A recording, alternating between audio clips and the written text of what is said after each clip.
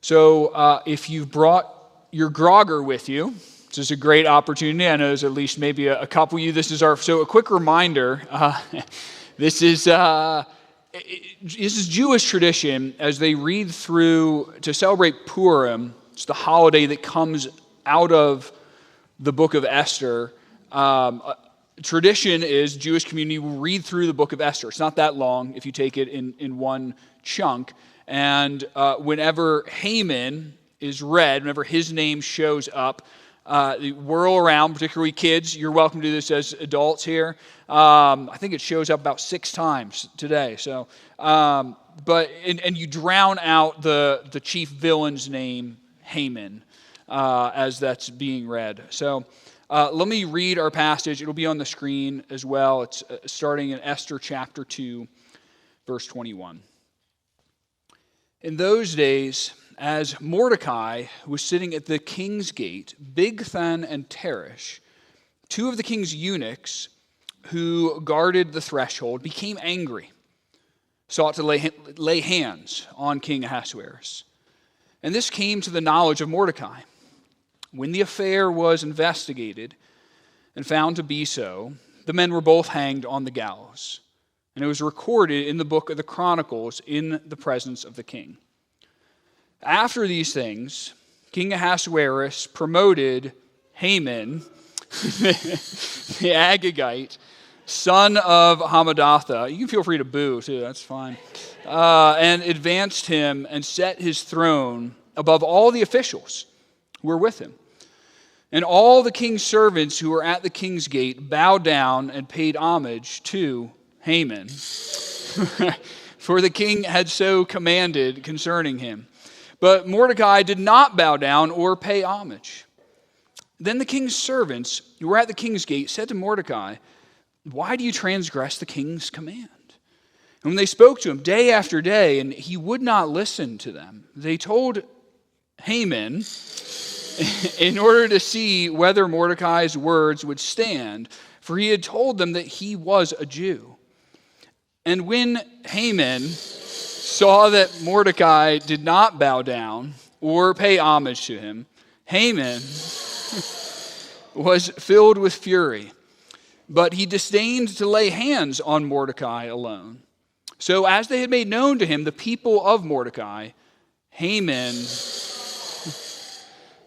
sought to destroy all the Jews, the people of Mordecai, throughout the whole kingdom of Ahasuerus. Appreciate your participation. It's good. It's enjoyable.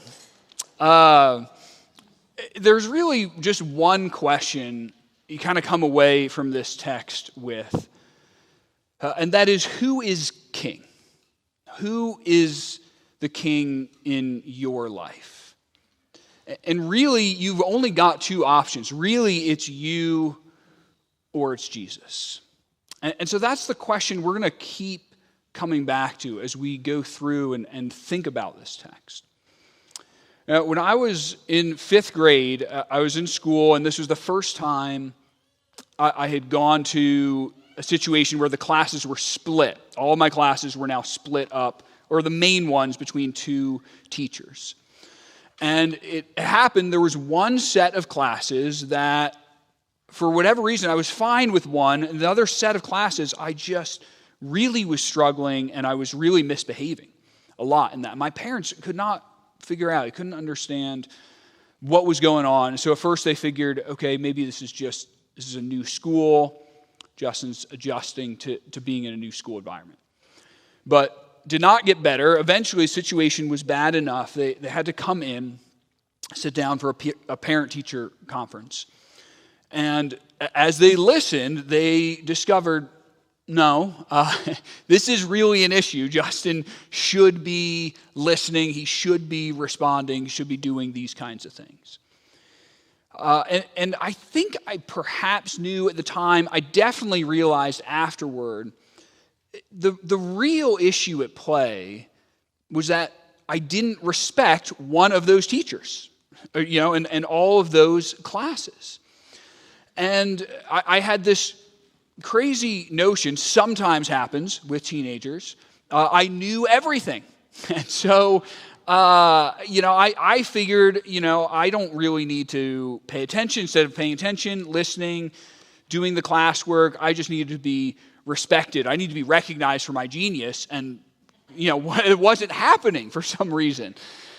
And the issue, though, right, really in that situation, and in a lot of situations, this holds to be the case. When we're dealing with authority, whether this is somebody above you or below you, the real question is, who is king? Because if Jesus is king, that will fundamentally change. It will transform how you relate to authority, both above and below you, regardless of who that person is. So as we go through this passage, we're going to look at this question, and it really breaks down into two character studies. So you've got Haman and you've got Mordecai. And this is our first time meeting Haman, and we're going to talk about the contrast between these two guys when it comes to this question. Now, who is king in their heart? Who is king in your heart? And we're going to finish by talking about who Jesus is as our king and what difference should that make. So let's start with Mordecai. And the question really for both of these guys is a matter of how are they relating to authority. And as with other places with Mordecai, there's a lot that's good. There's a lot to be commended. And then there's some question marks. So we see Mordecai, we kind of get zoomed in on him on verse 21. And he's a picture of a tender-hearted, caring, compassionate, adoptive father to Esther. And whatever we could say, whatever shortcomings Mordecai may have had in being a father and how he raised Esther, how he brought her up, there's a number of things you got to hand it to him for. Number one, he took Esther in. After her parents had died, he cared for her, brought her into his house, provided for her, raised her, loved her whole life. He didn't have to do that. Second thing, not insignificant either, he was also willing to let her go. He didn't bind Esther to himself, but he actually released her. He let her go. He let her live her own life, be her own person, and develop in that way. And then thirdly, as we see him here, right, he's continuing to care about Esther every day. He's sitting by the king's gate, and he continues to care deeply about her welfare, about what's going on. So here's Mordecai. He's sitting at the king's gate, verse 21, and he hears this plot on King Ahasuerus' life. Now, he doesn't have to say something here. Granted, a good deal of his motivation here probably came from he wanted to take care of Esther, right? He wanted to look out for her. Who knows, if Ahasuerus is killed, who knows what's going to happen to Esther? But conceivably, this isn't the only way he could have played this. Now, he has an inside track to the king. He could have helped this plot. Right? He could have used this as his opportunity to overthrow the government. He might get into a position of power. He doesn't do that. He also doesn't take the safe road, which is just, keep your mouth shut. Don't say anything. And then even after he says something, there's a different way that he could have played things out afterward. I mean, you think about Haman for a moment. We're going to talk about him in a little bit, but you better believe if Haman saved the life of the king, he's not content for that to just get recorded in some chronicles and stuffed in a library. Right? There's a real concern for the king, and just a sacrificial one. And by the way, the Chronicles, great foreshadowing. It's going to be very important later on in the book. But if this had been Haman, I don't think the king ever would have heard the end of it if Haman had stopped an assassination attempt. And there's something here then that's revealed about Mordecai's character and how he relates to authority. he's not grasping for it. He's not snatching and clawing and desperately trying to get it. He is content living under God's authority. And so what that means is that he is free, and he does regard authority figures with respect most of the time, even if, as is the case with Ahasuerus, they are godless and vain. He still respects and tries to support it. On the other hand, he demonstrates that he is not captured, he's not owned by authority. He shows that clearly in how he relates to Haman. So what are we to make about this act, his little act of disobedience as this shows up? He's not bowing down. This is verse 2. All the king's servants who were at the king's gate bowed down and paid homage to Haman, for the king had so commanded concerning him. But Mordecai did not bow down or pay homage.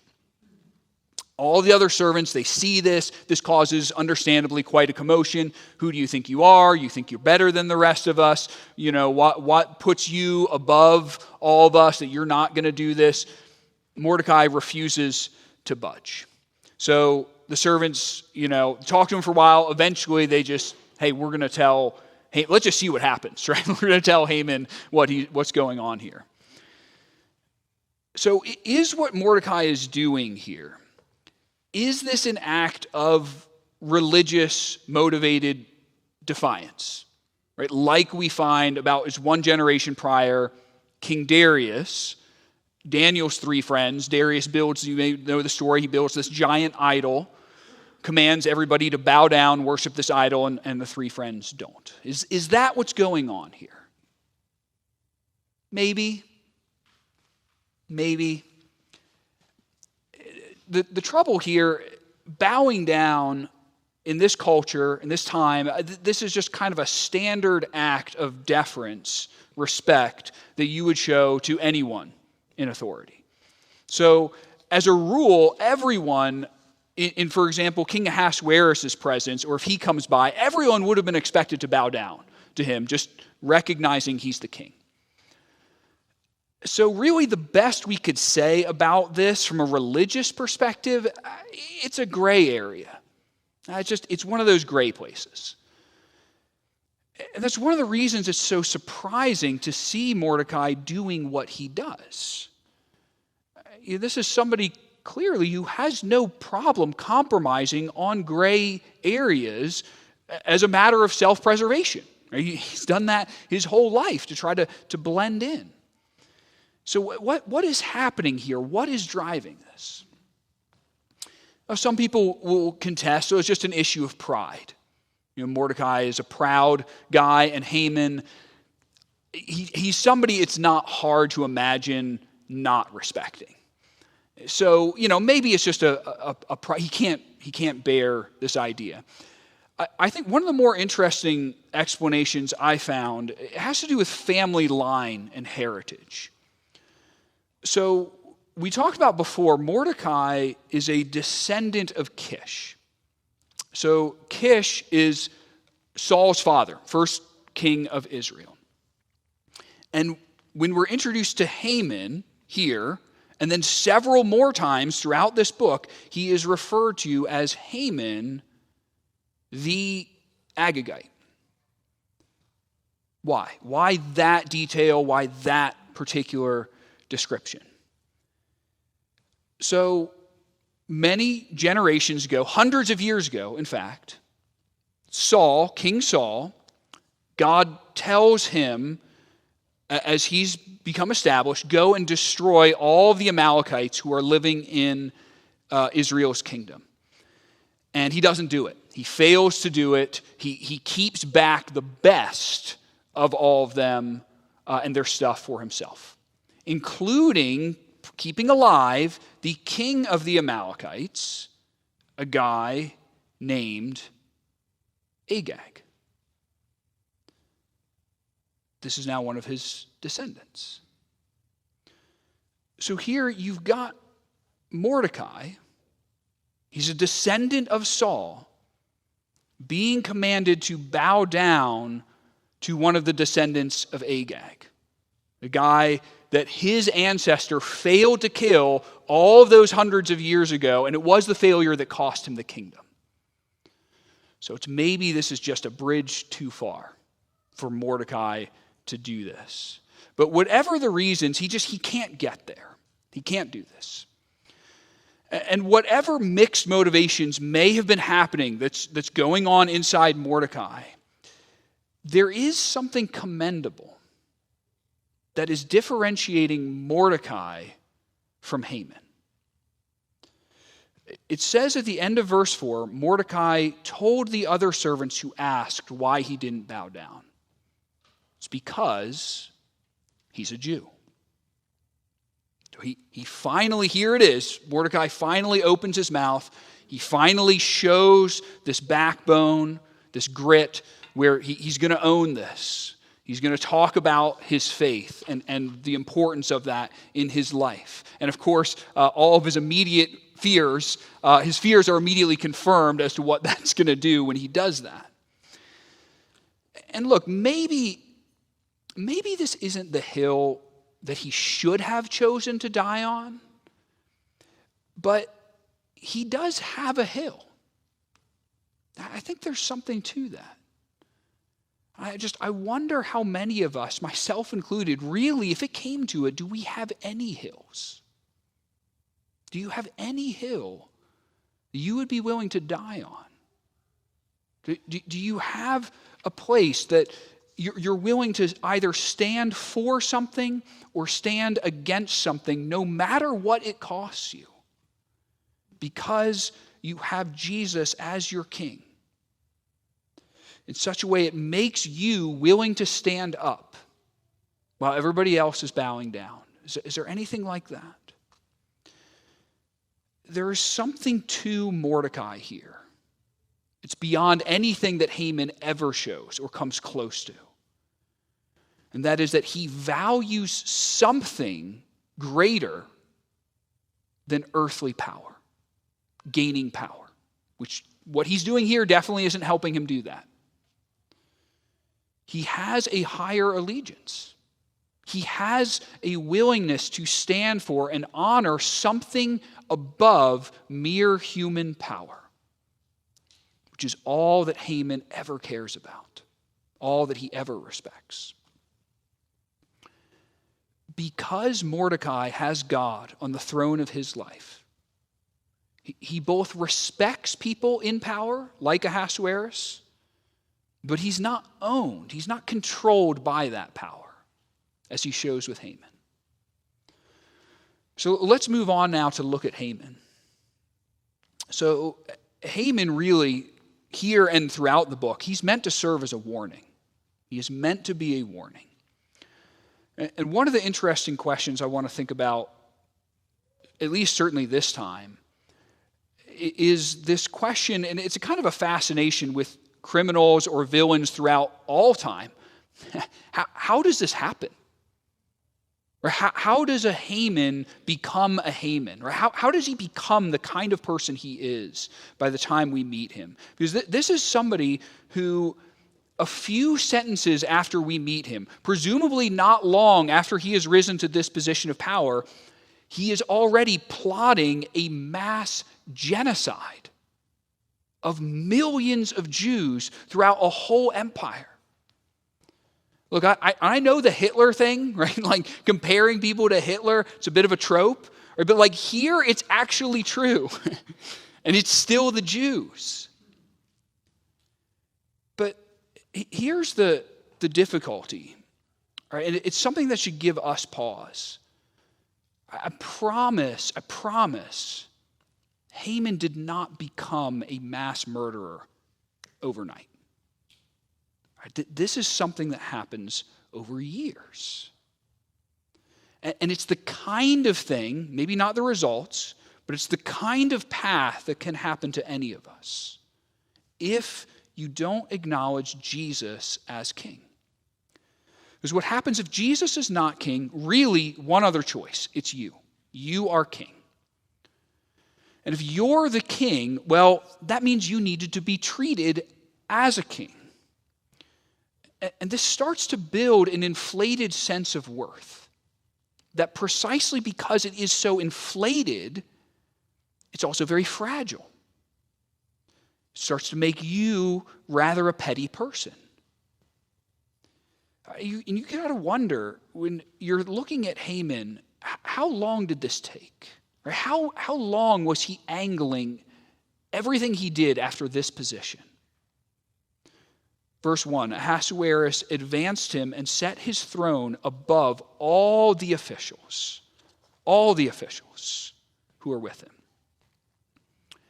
I think it's reasonable to assume, because of what Haman does after, he had already been willing for years to do whatever it took to get here. And then you get verse 2. So you've got all the king's servants at the gate. They bow down and they pay homage to Haman, for so the king had commanded concerning him. Now, why would the king care about this? Why would the king come up with an idea like this? Keep in mind, this is a character throughout this story. It's a little bit of a stretch to imagine him feeding and clothing himself. He does nothing. So this is the voice of Haman. But this is also, for Haman, this is where it all starts to go wrong. This is why pride always comes before a fall. Because when you are king, or you try to act that way instead of Jesus, one of the things that's going to happen, you are going to start making demands that are a little bit ridiculous of others. And then when other people don't meet those demands, now it puts you in a bit of a predicament. There's a sense in which Haman almost has to respond here. He's got to do something in response. Look, this is insubordination. Now all of the other servants are watching. What are you going to do here, Haman? You're a parent. I'm sure, had this experience. Right? Like, probably shouldn't have made that rule. But now that I have, I got to double down. I got to see this out. And so trying to act and presume that he is the king, right? It started backing him into a corner. And you see another thing that's happening in Haman's heart. And it's a tragedy that happens to any of us when you are just concerned and consumed with your own importance, instead of keeping Jesus as king. The other servants tell Haman, they alert him as to what's going on. Haman now starts watching for this. Sure enough, he sees it. Okay, yeah, he's not bowing down. Now, the fact that the other servants had to tell Haman what was going on should tell you something. This is not that important. He's not even noticing this. This is obviously not affecting anything about Haman's life. Nothing that he does, none of his power, none of his privilege, none of his importance, none of his ability to do things is lessened by the smallest degree by this one insignificant guy who's not bowing down. But you see his actual reaction. Verse 5. When Haman saw this, he was filled with fury. Filled. He is filled with fury. This is now the only thing he can see. This is the only thing he can think about. It's it. It's consuming him. And now all this power, all these other gifts, all these other people honoring him, all these things that he has worked so hard for, dreamt about for years and years. He has the highest position in the world except for the king. Means nothing. All he can think about is this one guy. This insignificant, no position guy who's not treating him like he thinks he deserves to be treated. And look, we generally have a lot less going for us than Haman. But this happens to all of us. When you get this kind of disoriented and distorted view of yourself, that you deserve to be king, not Jesus, all you can fixate on is that one tiny thing. This tiny thing is just not going your way. It's that one person who slighted you, that one disappointment, that one thing, it's not working out how you had planned for this to go, and everything else means nothing. And so instead of being grateful for the gifts that we have, we often walk around with this injured sense of pride. And then that causes us to lash out. It causes us to treat others in terrible ways. You look at what happens to Haman. He disdains to lay hands on Mordecai alone. Which, of course, is a little ironic because later on that's exactly the level he is going to stoop to. But for now, at least for now, he understands, he recognizes, okay, I got to keep my cool. Me getting really worked up about this one nothing dude who's not bowing down to me, it's not a good look. So it's not going to reflect well on me, on my position. So I've got to kind of hold this in and do something else. But I want you to think about now, what would have happened here? What would happen here if Haman had just laughed this whole thing off? His servants come, they tell him what's going on. He looks for it, he sees this. He sees Mordecai, and he thinks, you know what? This is really beneath me to care about this at all.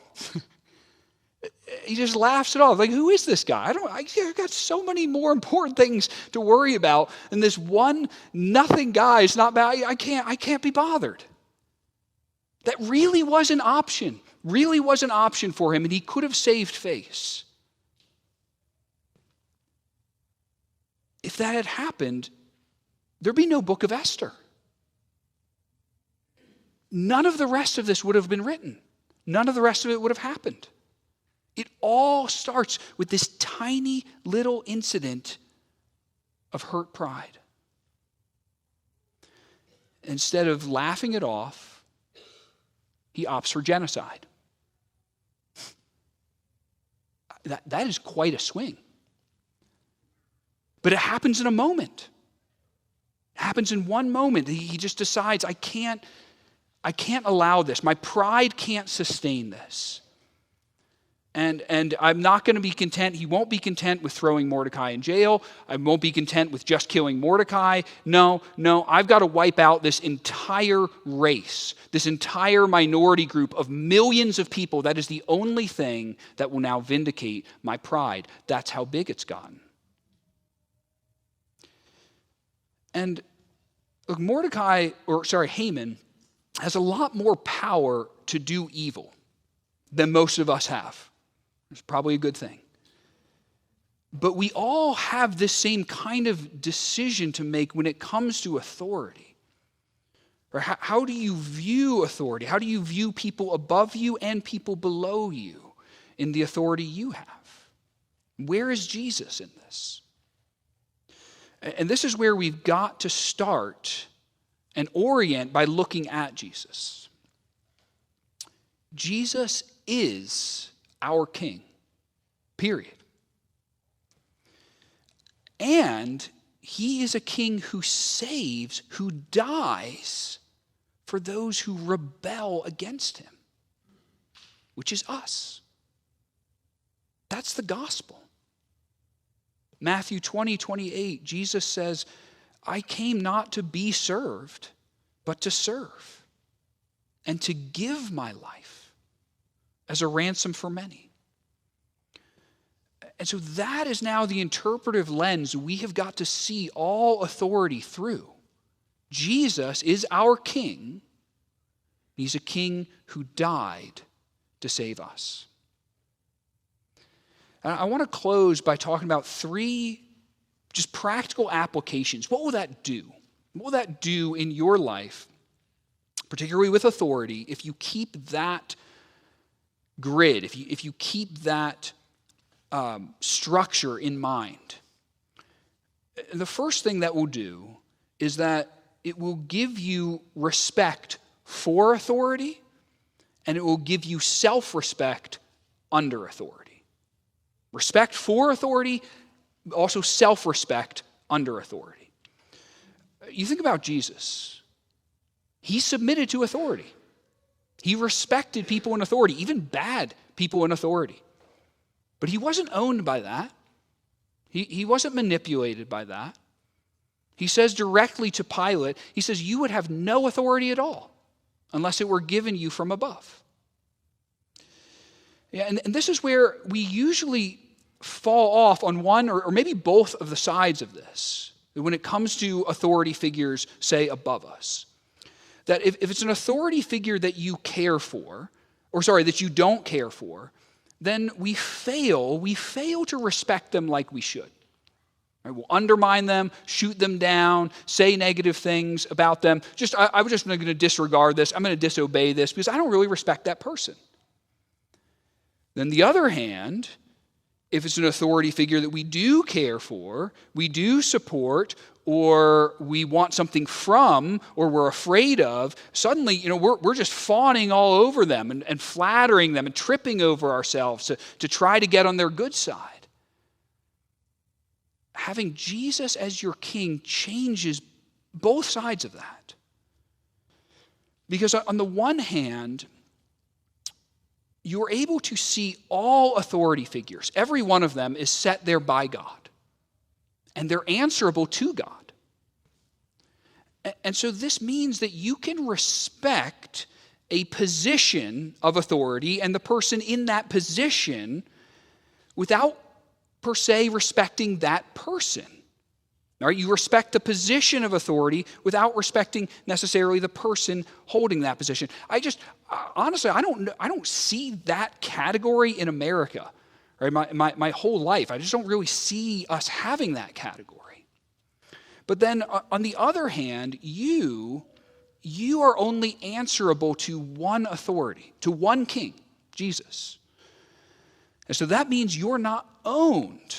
You're not just captivated. You're not just captured by human authority. You're able to see someone's flaws and failures, right? And you don't always, or you have the grounds to disobey them if they say something against the king. So it gives us a proper grid, right, on authority figures above us. Second thing, having Jesus as your king does, you will want to preserve life and not take it. You see this in the contrast between Mordecai and Haman. Mordecai saves the king's life. Haman wants to murder an entire people group. So with Jesus as king, you want to preserve life. You want to preserve the life that's in his kingdom, that he's the king of. And you leave it to God. You leave it to him to raise up or to put down whoever he wants in his kingdom. And you see all other lives, all other people in this kingdom as precious. And so that means that will give you a different mentality about others. If you are the king and not God, that means that you are going to be much more likely to see other people as a threat. They're a threat. They're a threat to your kingdom. They're a threat to your power. And you're going to see yourself in competition with those people. And that means instead of wanting to build up and to preserve life, you're going to want to tear it down. You're going to want to destroy it. As Christians, we are oriented towards God's kingdom. And so that means that we really want to help. We want to help people thrive in whatever positions, whatever jobs God has given them, not try to tear them down or undermine them. And last thing, I'll just finish with this. Last thing, having Jesus as your king does is it will lead you to serve and not demand. kings make demands. The more that you understand that you're not the king, the less that you're going to make demands of others. And the less frustrated you're going to be when other people aren't meeting those demands, because you're not the king. If Jesus is king, that means that we are meant to serve. Mordecai made 0 demands of Ahasuerus after he saved his life. Haman has nothing but demands. And the incredible thing, as I mentioned earlier, is that we have a king who models this for us. We actually have a king who models this by serving us. You are never going to outserve Jesus. You can't. And so that means that as you serve others, so you serve your spouse or your kids or your parents or your coworkers, you will experience Jesus serving you in that. As you're doing that, you will see Jesus' heart of service for you, his desire to make you flourish as you are serving. So let's pray. Pray that we can keep Jesus as the king that he really is, right? And that we see this. We see the service that he is giving us. Father, we just thank you that we don't have to carry this burden, this crown of trying to set ourselves up as king. And we confess that we do this still all of the time. And we know it never works. Or at least help us to know that it never works. Help us to see that it doesn't work when we're trying to be the king. Instead of having you as on the throne, instead of seeing you and recognizing you as our king who is ruling, who has control over all things, and yet you're a king whose demand of us is to first of all receive your service, that we got to be humble enough to accept that you want to die and serve us. And that would just transform the way that we relate to you, the way that we relate to others above us, and the people that we exercise authority over. In Jesus' name, amen.